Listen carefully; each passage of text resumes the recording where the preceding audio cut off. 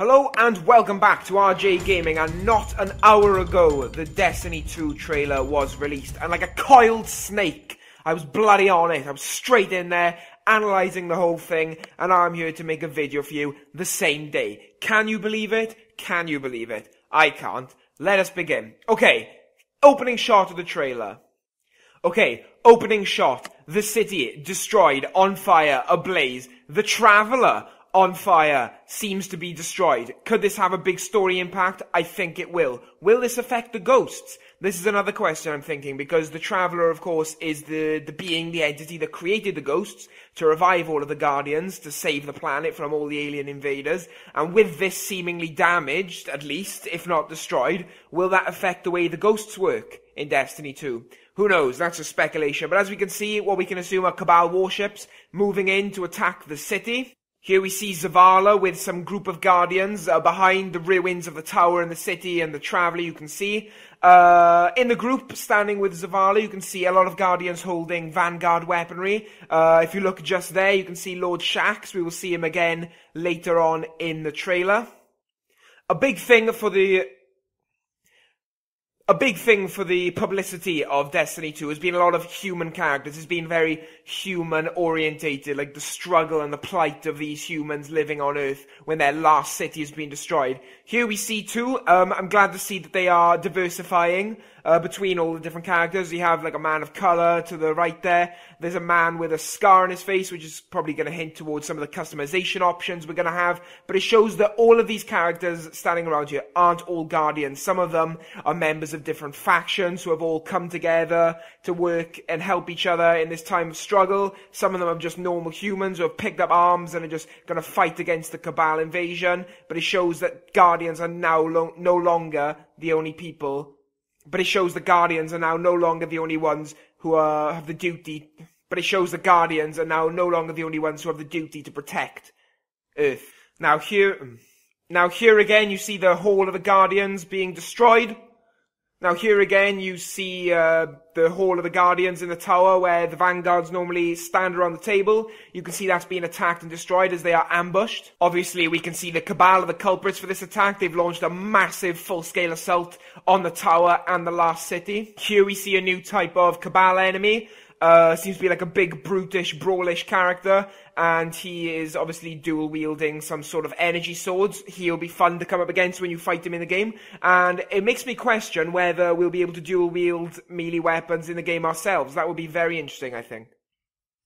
Another very cool addition that we see are these dog-like creatures that the Cabal are using. I think these look absolutely awesome. The design looks really amazing. The red colour brings out sort of the evil in their design, as well as all the obvious armor plating they've got around their body. I think these would be a very fun enemy to fight, or maybe if they throw them at us like they did the Thralls in Destiny 1, they could be quite a tiresome enemy if they're coming at us in hordes and numbers and numbers.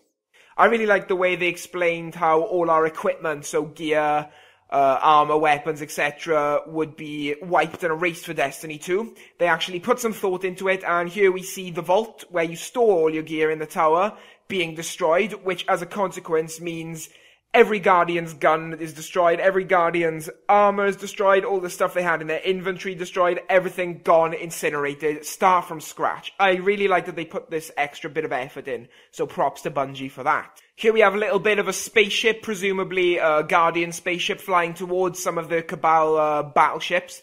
And shooting lasers out of it. So I'm hoping that this means that in Destiny 2, rather than ships just being something to look at on a loading screen and a means of flying from different locations, they'll actually have some sort of use that isn't cosmetic, and perhaps we'll be able to do certain missions or game modes where you fly your ship and have to engage Cabal air forces, or maybe in the Crucible engage other Guardians in their ships. I think that would be really cool and a very welcome and needed addition to Destiny. And here we have the main big bad boss of Destiny 2, leader of the Red Legion, and his name is Gary. Only joking, his name is Goal. Although, how cool would it be if they kept his name as Gary? How funny would that be? Final boss, Gary. Amazing. But anyway, yep, he looks as you'd expect any Cabal to look, armored to the teeth, and pretty menacing, especially if he's the commander of this new Red Legion, which is of course the Legion of Cabal that has attacked the tower and Earth and all this. So yeah, he'll be a pretty fearsome enemy, I expect. Now, I couldn't be sure just to look at this, but it seems that in the background on the right-hand side there, you can see a hooded figure. I was wondering whether this would be Xur, whether he made it out of the attack on the tower and he now plays an integral role in the story. I can't be certain. But this picture is good, I think, because it's showing the whole diversity that Bungie have brought into Destiny 2. You see, we have a black soldier there, not a Guardian, as he's wearing the Queen's Guard armor. You have a woman next to him who seems to be wearing some sort of bond on her arm, but the rest of her doesn't appear to be wearing Guardian armor.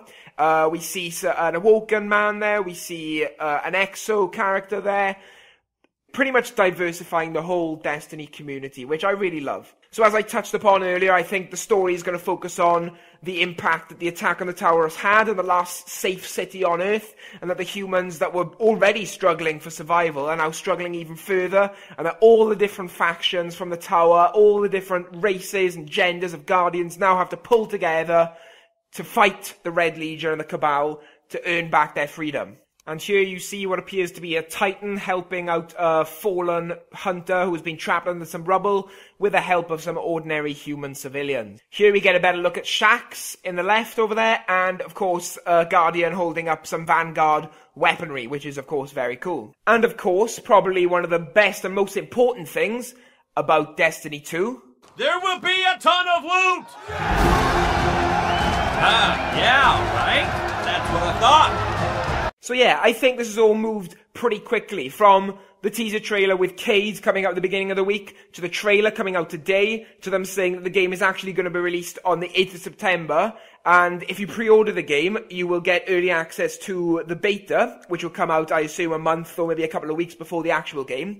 But also, there's going to be a gameplay trailer, which is going to be released on a Bungie live stream on May the 18th. Which I think that'll be really, really cool to see how they've tweaked some of the gameplay elements. Maybe not overhauled everything, but enhanced everything that needed improving and kept everything that was good as it was. Now, perhaps a very big bit of news for Destiny 2 is that it's going to have a PC release, which I think is going to be good because it'll bring in a whole wider community of people who are going to want to play this game. It's going to really expand their market, and I think it was a really smart move to do that, especially considering that Destiny 2 will be running at 60 frames per second, which the PCs will be able to take full advantage of. Okay, here I am on the Destiny 2 website, and let me take you through some of the different versions of the game that you will be available to buy. Okay, so there's the Standard Edition, which just comes with Destiny 2, the base game. You wouldn't expect anything more from that. There's an expansion pass, which will give you access to expansion 1 and 2, which it says here offer brand new story missions, cooperative activities, competitive multiplayer, and a wealth of new weapons, armor, and gear.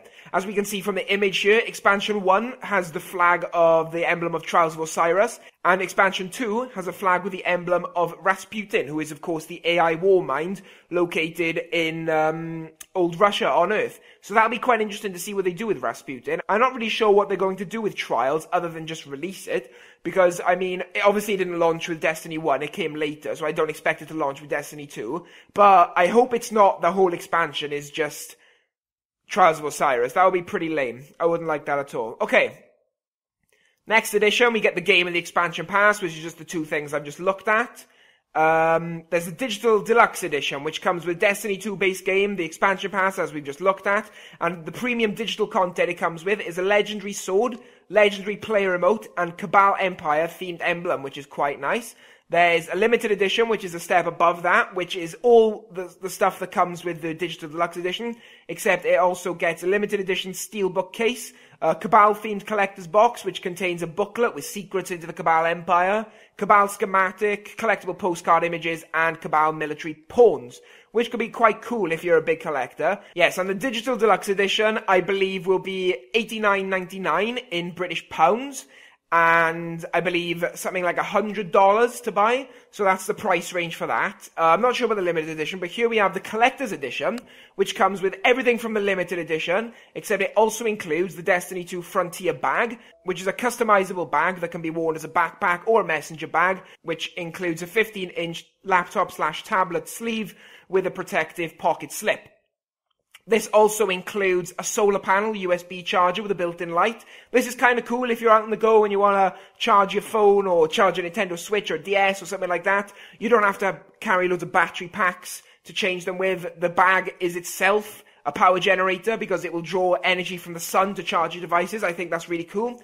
There's a paracord and a solar blanket. I can't really say what the solar blanket is, but yeah, it sounds pretty interesting. Now, I believe this edition is going to price at around $250, which is around £200 roughly, give or take. So yeah, pretty expensive just to get that bag, but if you're an avid collector and you're a hardcore Destiny fan, then it's perfect for you. Okay, yeah, I think that's all I have to say about Destiny 2. The trailer looked insane, immense. The collector's editions look good. I'm not sure about that version that comes with a bag. I would have rathered a statue or something like that, because Destiny 1, I believe, one of the most expensive editions came with a little electronic ghost that you could use, and I think that's better than a bag. I'd rather have something I could put on a shelf and display. But it's not the end of the world. I mean, the Digital Deluxe Edition is probably going to be the one that I'm going to go for, because it comes with all the stuff that I would want, like the exclusive in-game items and the expansions, and at a reasonable price, at about £90. It's not too bad. So, I hope you all are very excited for this game as much as I am. If you are, tell me what you think of it down below in the comment section. Leave this video a like, subscribe to the channel, and I will see you in the next one. Au revoir, lads. Would you like a pudding? Ah!